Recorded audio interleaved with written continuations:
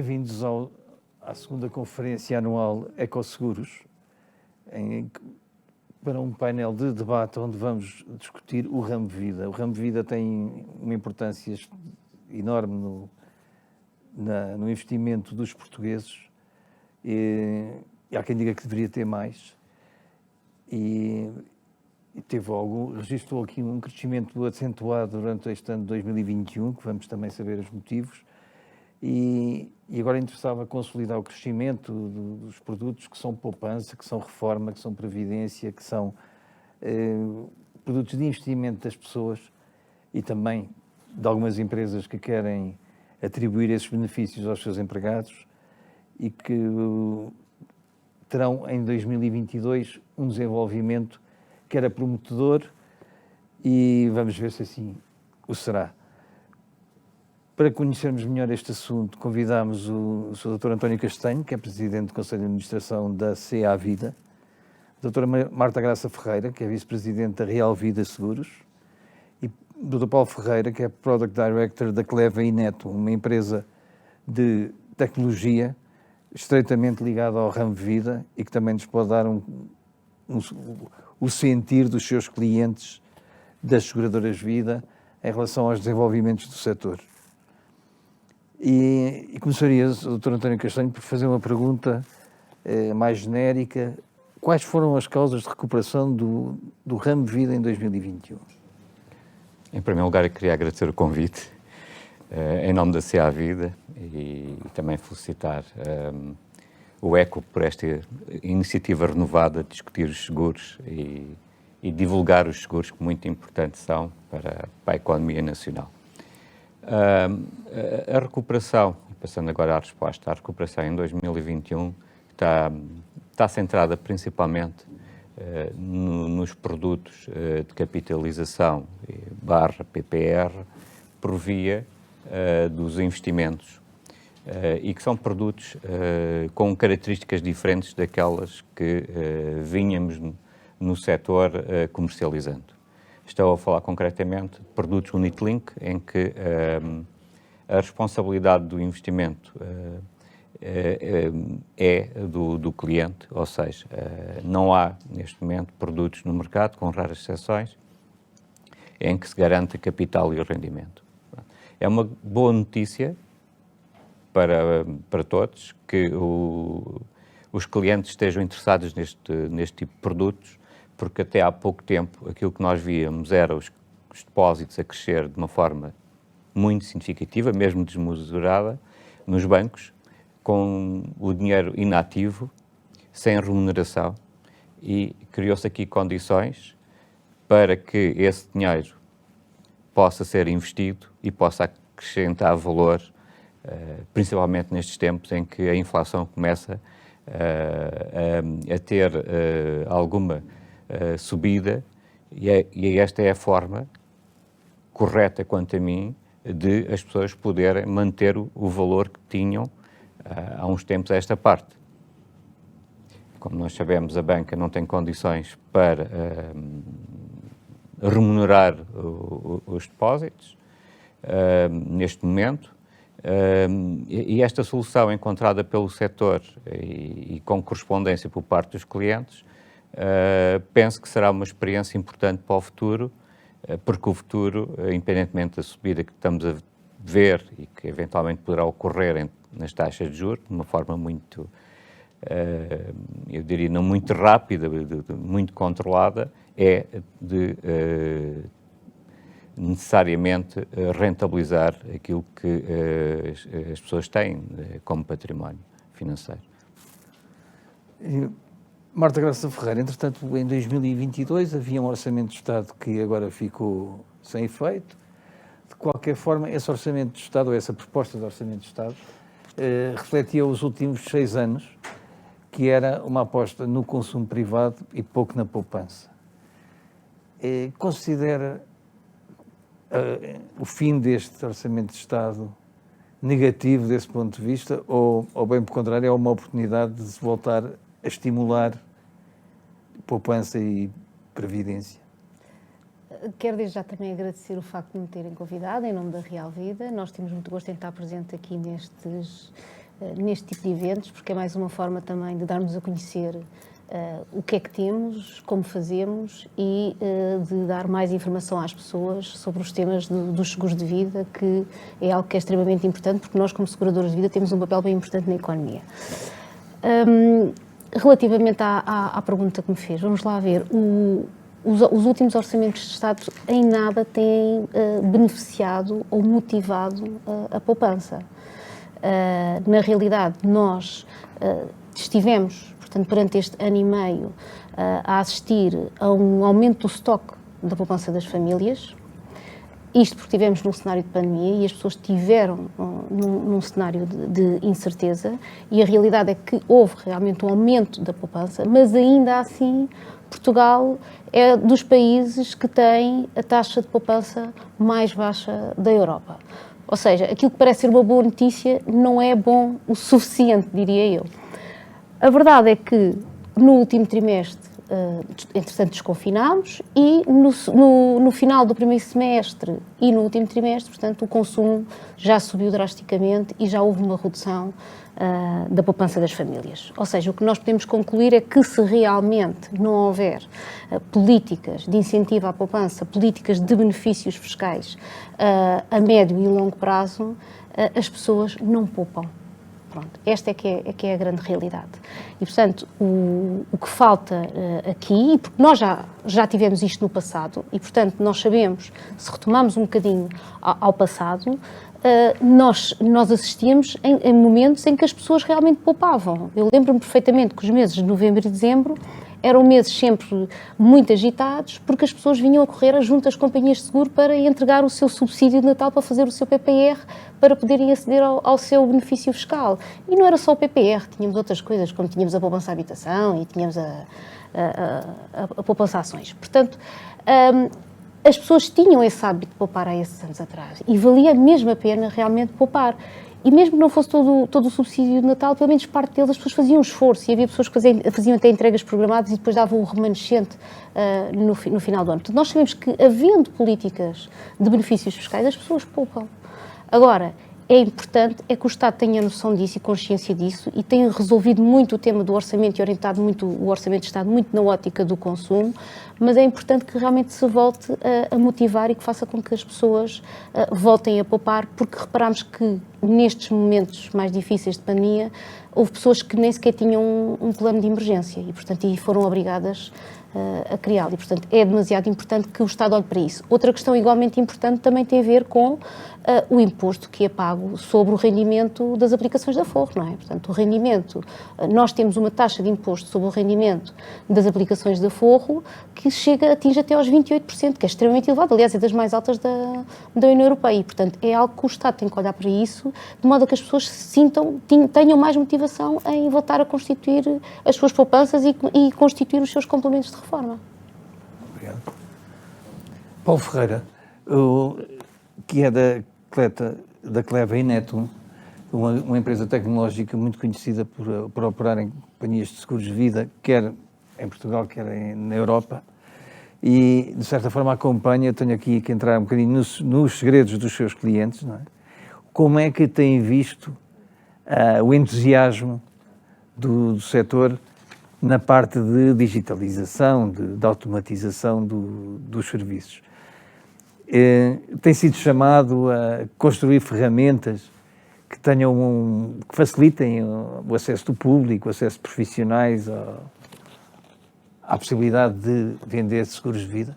Muito obrigado pela questão e, antes de mais, agradecer o convite que foi endereçado à Cleva e Netam e parabéns pela segunda conferência da Ecoseguros, que acho que é relevante para o mercado segurador no seu todo. Nós, neste último ano, assistimos a um crescendo da digitalização das companhias de seguro. É evidente, por uma necessidade óbvia de acesso digital a ferramentas, quer na sua parte mais operacional, quer na sua rede de distribuição e também nos seus clientes. Portanto, há aqui uma grande variação em que as companhias de seguros tiveram que se focar. Em primeiro lugar, porque os clientes obrigaram a que as companhias de seguros tivessem serviços que antes não estavam em acesso digital. E isto é algo que vai ficar. Portanto, os clientes, a expectativa dos clientes mudou bastante relativamente àquilo que esperam das seguradoras.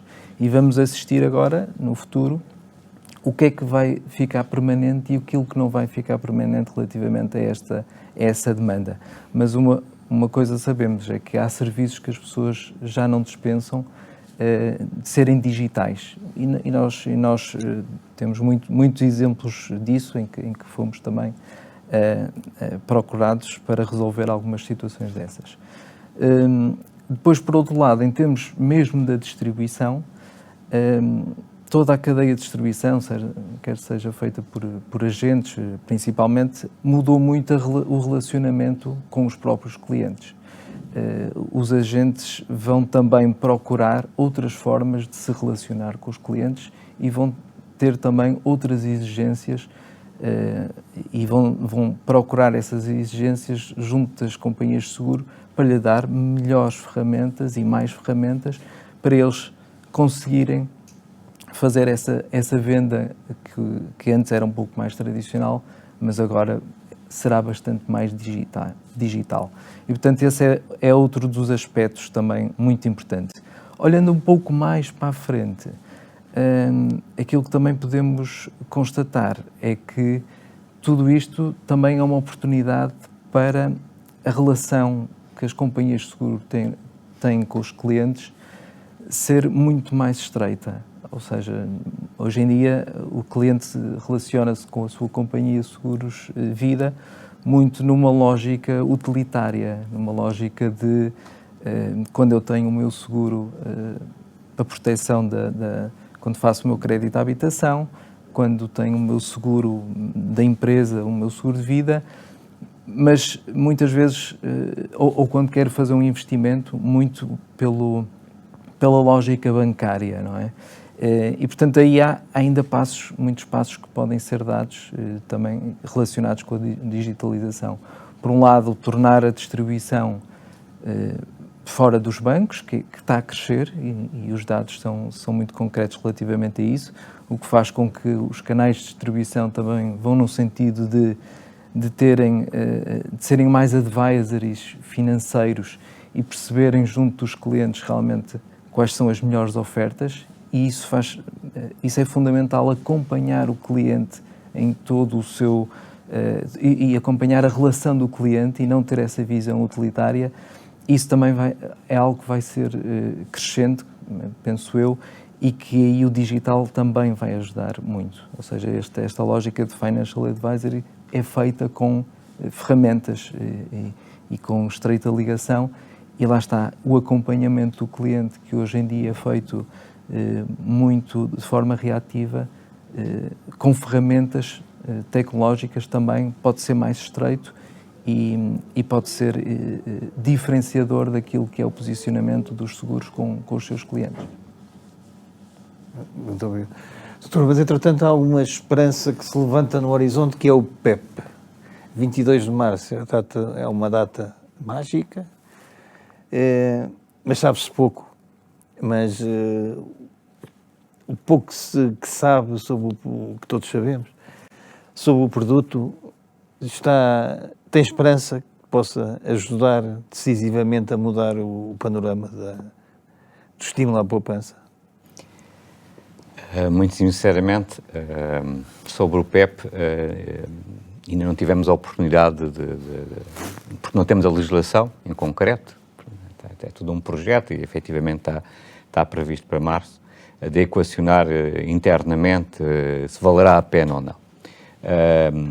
Porque o PEP tem um conjunto de exigências em termos para garantir a portabilidade do investimento, que temos que avaliar se valerá a pena seguir por esse caminho. Por outro lado, mais do que essa questão, o importante é sabermos qual é o enquadramento fiscal, porque vamos estar a concorrer com outros países em termos de condições, e se de facto não tivermos condições fiscais para o efeito, muito dificilmente nós conseguiremos fazer os PEP. Por isso eu diria que, antes de tudo, se calhar valia mais a revermos as condições do PPR, conforme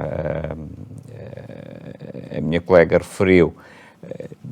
É importante ter um enquadramento fiscal e esse enquadramento fiscal que foi reduzido, foi limitado por via daquilo que foram os anos em que a Troika teve em Portugal e pela necessidade de salvaguardar o equilíbrio das contas públicas, deveríamos poder rever, retirar alguns aspectos àquilo que são as limitações em termos de fiscalidade, para permitir que os PPRs de facto se desenvolvessem e se complementassem em relação àqueles que já estão feitos. Porque há muita gente que fez PPRs, deixou de fazer, porque neste momento, como os benefícios fiscais que existem são englobados no todo, esgotam-se por si e não têm qualquer efeito. E acho que era importante ter os benefícios fiscais em termos de poupança individualizados. Isso tem que ser uma aposta dos governos, mas também tem que ser uma aposta estratégica da própria sociedade e do próprio país. Preservar valores para o futuro das pessoas e para as situações mais difíceis. Porque, inclusivamente, hoje os PPRs não são só para a reforma. Eles foram criados nesse sentido, mas sempre cobriram as doenças graves,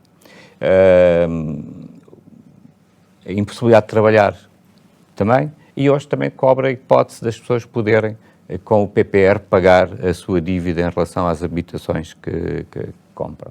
Portanto, eu diria que este seria o primeiro passo a dar, enquadrar os PPRs, que têm um histórico, e aliás o PEP não é mais do que um PPR ao nível comunitário, e depois então enquadrar o PEP e ver se de facto justifica ou não apostar nesse produto. Contudo, aguardamos calmamente, serenamente, que a legislação seja aprovada e que se possa trabalhar o enquadramento fiscal. Acho que surgiu agora uma oportunidade com o facto do orçamento não ter passado. Há coisas que são assim, são negativas em alguns aspectos e podem se tornar positivas noutros. Vamos ver como é que as coisas correm. Obrigado. Marta Graça Ferreira, em relação à parte do enquadramento fiscal e concretamente dos estímulos fiscais, considera que, por exemplo, no caso de produtos poupança reforma, o manter-se o espírito inicial do PPR, que é um produto de longo prazo, dificilmente mobilizável, de resgate em situações excepcionais, e então ter um bom estímulo fiscal, ou manter alguma flexibilidade, mesmo com menor estímulo fiscal, como acabou por ser, ou seja, esta degradação do espírito inicial do PPR ao longo do tempo, pelos melhores motivos, mas esta degradação, acha que ao mesmo tempo é flexibilidade, acha que se deve manter ou estava disposta a encarar uma maior rigidez e um estímulo fiscal francamente...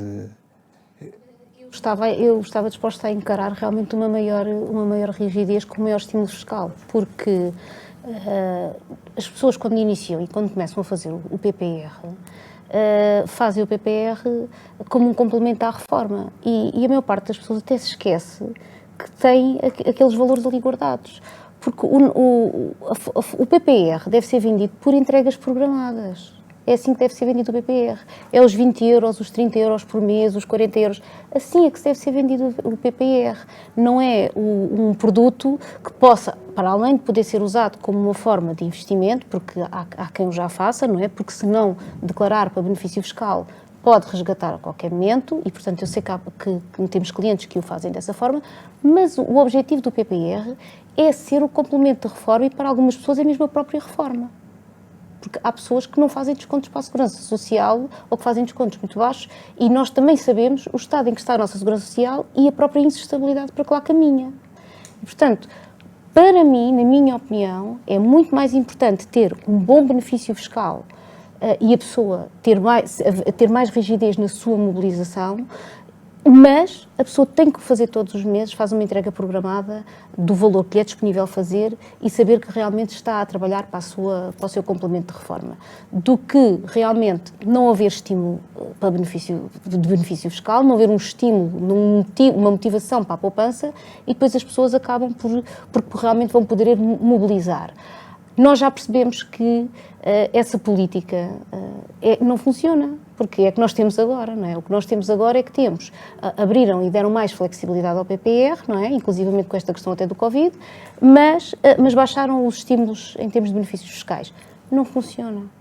Portanto, mais vale a pena dar um bom benefício, fazer com que as pessoas realmente queiram apostar no seu PPR, mesmo sabendo que aquele dinheiro fica ali e que elas só em condições mesmo muito extremas é que poderão ir lá mexer. Porque o objetivo é mesmo esse, é um investimento de longo prazo. Bom, Ferreira, voltando um bocadinho ao PEP, 22 de março é a tal data, vão começar a nascer produtos, espera-se. Acha que a tecnologia... Vamos ter algum problema? É um produto multinacional, não é? À partida, geneticamente, interessa que esteja pelo menos em 2 países, talvez 3 e mais. Acha que a tecnologia vai acompanhar um produto complexo como esse? E, ao mesmo tempo, assegurar a transparência que, para já, a IOPA está a sugerir, que é, francamente, à distância de um clique, uma pessoa pode saber em qualquer momento qual é o valor dos seus produtos, a sua reforma, etc. A tecnologia pode fazer isso? Sim, eu penso que vejo aqui 2 dimensões relativamente à tecnologia sobre este tema. Por um lado, a portabilidade, não é? Portanto, a portabilidade, acima de tudo, tem que ser assegurada também pela tecnologia, não em termos legais ou regulamentar, mas em termos operativos. E, portanto, esse é um dos aspectos que terá que garantir e, obviamente, que há aqui uma homogeneidade em termos de regulação que também terá que ser assegurada e os produtos terão que garantir isso. Depois, por outro lado, estamos a falar também, embora seja este produto terá alguma regulação em termos de comissionamento e de resgate, e, portanto, poderá ter estar balizado dessa forma, mas certamente haverá alguma flexibilidade e então aí a criação de produtos e a oferta que as companhias de seguros vão ter também partirá da flexibilidade que tenham em construir esses produtos e produtos que sejam mais apelativos aos investidores e aos aforradores. Depois há outra dimensão que eu também acho que é interessante, que no fundo na Europa ainda, não só em Portugal, mas na Europa, apenas 1/4 das pessoas faz este tipo de poupanças de longo prazo, não é? Estas poupanças para uma vida e, portanto, há aqui muito espaço de crescimento. Isso também está relacionado com a sensibilidade que nós temos que dar à sociedade para estes temas. Portanto, há aqui muita literacia financeira e de aforro que é necessário para que estes números cresçam muito nos próximos 5, 10, 15, 20 anos, porque há muita margem de crescimento. E, obviamente, não vou falar dos temas fiscais, mas se eles não acompanharem, obviamente que toda a literacia não serve quando não é acompanhada também de incentivos fiscais. Mas é um complemento que tem que ser feito, porque há aqui também uma margem de crescimento, mesmo a nível europeu, e Portugal também está nesse comboio de crescimento possível ainda nesta área. Obrigado. Sr. António Castanho representa, e a Marta Graça Ferreira também, representam o que resta quase das companhias de seguros portuguesas. O que eu posso dizer instintivamente é que os portugueses gostam de confiar nas instituições portuguesas. Sente que em todo este processo das pessoas pensarem a longo prazo, faça más experiências, não das companhias de seguros, do setor segurador, não levantou qualquer problema. Mas nesta altura, algumas poupanças no setor bancário, etc., passaram por maus bocados e as pessoas passaram por grandes angústias. As companhias de seguros não tiveram problemas. O facto de ser companhia de seguros, eu gostaria de fazer a pergunta aos dois, ser companhia de seguros e ser portuguesa é uma vantagem na captação dos mais céticos ou dos mais desconfiados? Eu não sei se ele sei responder. Desculpa, a pergunta não estava programada, mas achei que era fundamental. Tudo bem, não sei responder porque às vezes é difícil de saber a motivação das pessoas. Mas aquilo que eu posso dizer é que os portugueses confiam nas instituições portuguesas, e no que diz respeito à atividade seguradora e mesmo bancária, com todas as vicissitudes que nós assistimos nos últimos anos, também penso que continuam a confiar. Porque se assim não fosse, durante este período da pandemia não tinham deixado o seu património nos bancos. Não é? E nós sabemos que as contas à ordem cresceram de uma forma astronómica e que mesmo sem rendimento, tanto estas como os depósitos a prazo se mantiveram.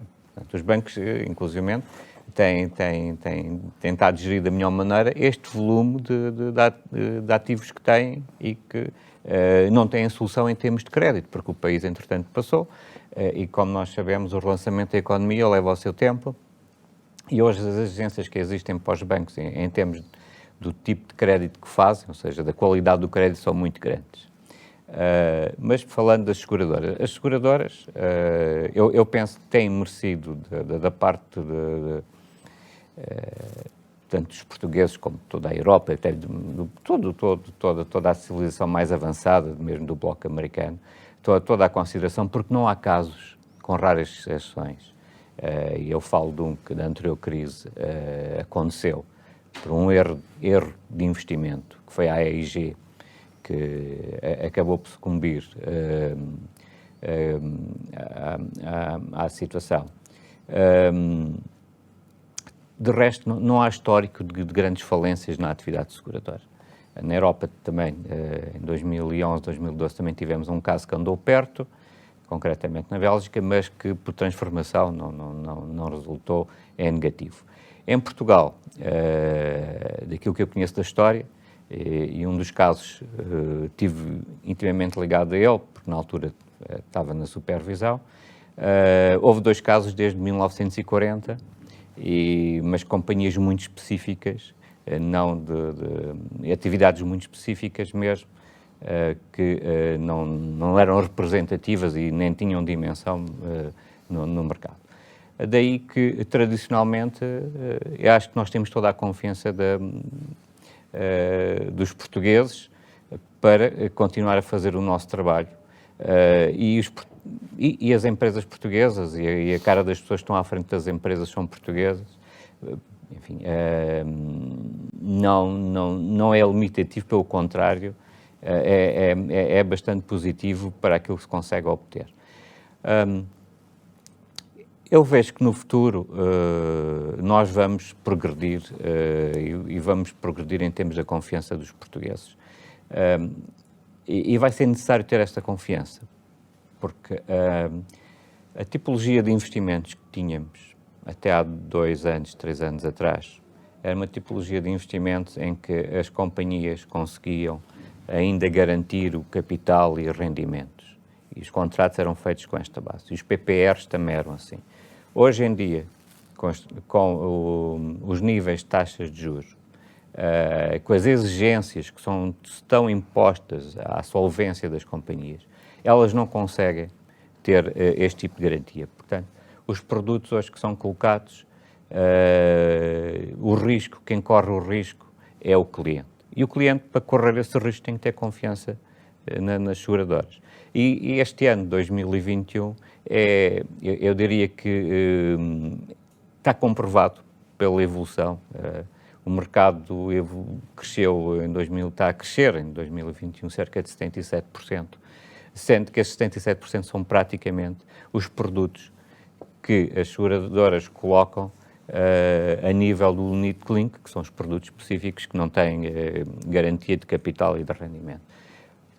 Acho que se ultrapassou aqui um paradigma, depois da quebra do ano anterior, em que a atividade caiu cerca de 35%, e em que as seguradoras se viram na obrigação de ter que parar a comercialização de produtos com capital e taxa garantida. Eu penso que 2021 está a transformar, de facto, o mercado e está a dar a segurança necessária para que, no futuro, as seguradoras retomem os níveis de investimento que tinham. Porque isto não é só importante para o cliente, estas garantias é importante também para o país. A atividade seguradora é o principal investidor institucional a nível nacional. E se não houver capacidade institucional portuguesa para investir no país e não só, o nosso futuro fica um pouco mais difícil. Obrigado. Marta Graça Ferreira, em relação à sua perspectiva, enquanto companhia portuguesa, com a sua uma rede de distribuição muito própria, e como é que se sente a confiança dos seus investidores? Eu quero acreditar que sim, porque realmente as companhias já eram uma alternativa à banca. E já tínhamos, posso dizer, portanto, que nós, na Real Vida, temos uma grande carteira na área das poupanças, do aforro e até produtos de investimento, também os próprios unit links. E, portanto, eu quero acreditar que sim, que realmente há uma grande confiança nas companhias de seguros, sem dúvida, e nas portuguesas também. Eu queria fazer aqui uma pequena ressalva, que realmente estes produtos em que passam o risco para o cliente, portanto, para o tomador, são produtos que são de seguradoras, mas que são muito vendidos em canais bancários. Ou seja, os nossos mediadores, não é? Os mediadores de mercado, têm algum receio ainda de vender estes produtos ao cliente final, porque o risco é todo do cliente e, portanto, como não há uma taxa garantida, não há um capital garantido, principalmente um capital garantido, são produtos que se vendem muito bem através de canais bancários. Pronto, portanto, na banca é um produto que é fácil vender. Se formos trabalhar com redes tradicionais, portanto, redes não bancárias, é um produto que realmente os clientes têm algum receio em aceitar. Eu diria pelo facto de, principalmente por não se garantir capital. Nós, na Real Vida, desenvolvemos produtos no âmbito realmente do aumento das poupanças por parte das famílias, aproveitámos realmente essa liquidez, desenvolvemos produtos onde havia taxas garantidas, não taxas muito elevadas, como é, mas sim garantimos o capital, mas o que o cliente mais valorizou até foi a questão da liquidez. E foi por esse caminho que nós fomos. Isso transmitiu realmente confiança às pessoas. Outra questão muito importante foi a facilidade com que nós agilizámos o processo, ancorados muito na questão tecnológica. Portanto, a capacidade de estarmos em plena pandemia e o cliente poder emitir uma apólice de um produto financeiro, de um PPR, de forma remota, sem qualquer burocracia, portanto, inclusivamente sem assinaturas. Portanto, o crescimento do setor no ramo de vida foi realmente bastante significativo, foi muito ancorado, sem dúvida, na parte dos produtos financeiros, mas sim ancorado naqueles chamados contratos de investimento. E esses contratos de investimento, que são de seguradoras, são muito vendidos, sim, através dos canais bancários. Nós também vendemos na Real Vida, também vendemos ICAIs, mas temos consciência de que o agente, o mediador de seguros, portanto, o canal que não é bancário, esse vende produtos, pelo menos com uma garantia de capital aos clientes. Obrigado. Paulo Ferreira, em relação a 2022 e seguintes, que género de passos novos é que se podem esperar da Cleva e do seu setor tecnológico? Que passo é que podemos dar?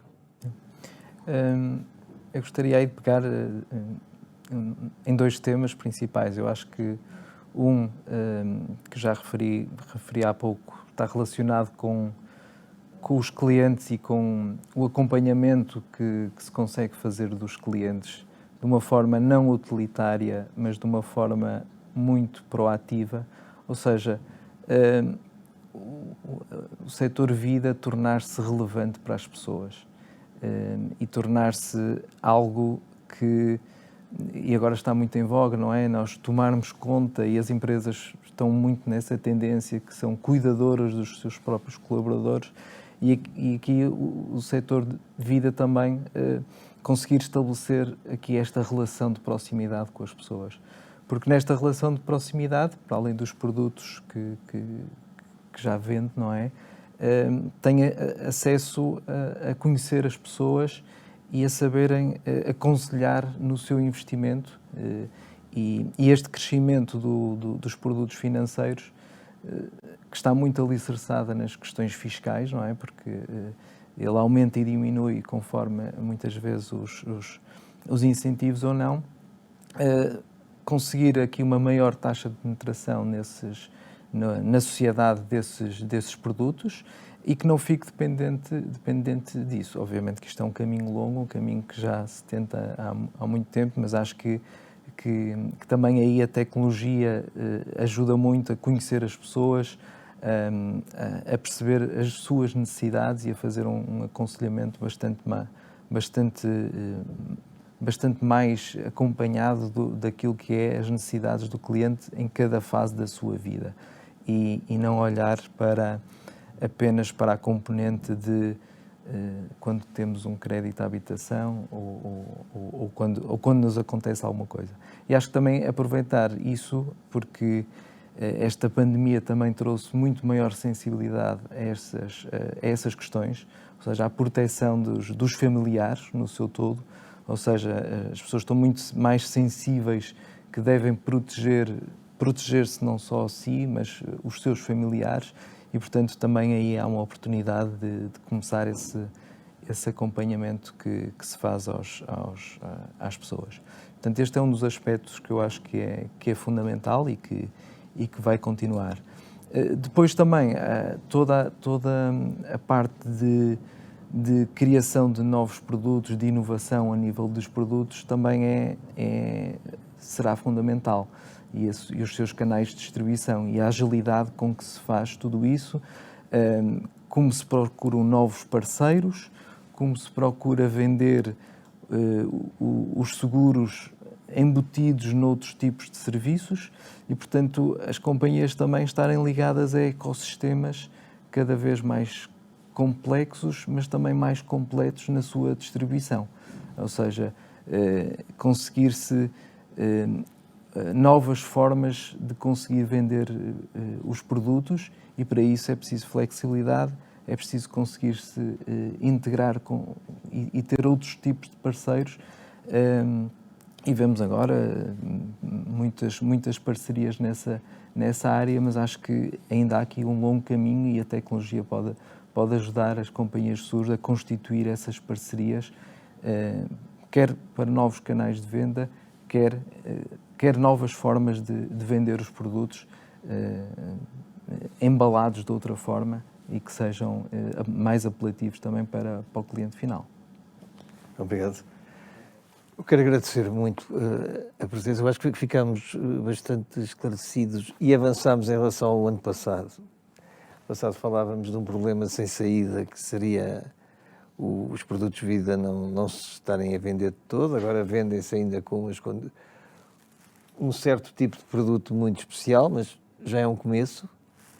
E também anoto a vontade que duas seguradoras importantes do ramo de vida estão com vontade de captar as poupanças que andam à solta, que os portugueses estão a deixar à solta.